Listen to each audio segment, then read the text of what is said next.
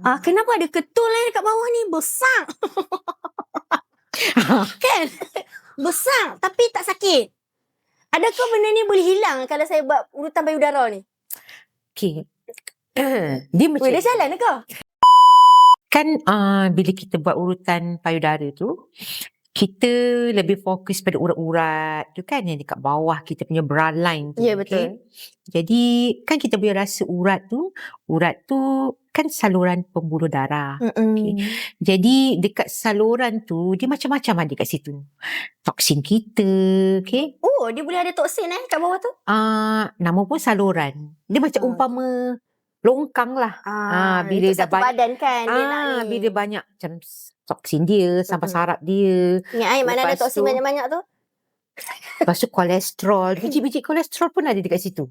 Oh, biji kolesterol. Lepas tu kalau kita ni kadang-kadang orang Melayu ni dia percaya pada biji-biji angin lah. Ketulan angin. Ketulan angin lah, biji-biji angin lah. Jadi dia semua kat situ.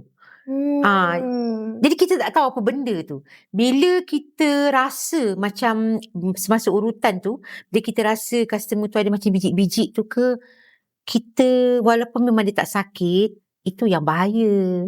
Jadi kita minta lah customer tu pergi check.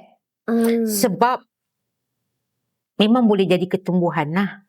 Boleh jadi cyst satu ketumbuhan lah.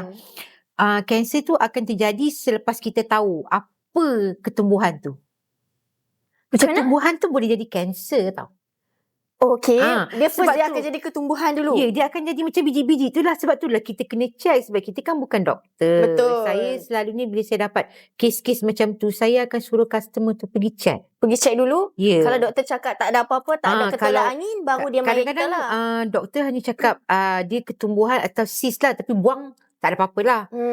Yang takutnya kalau itulah benda-benda yang macam yang kita tak nak, kita tak duga tu lah.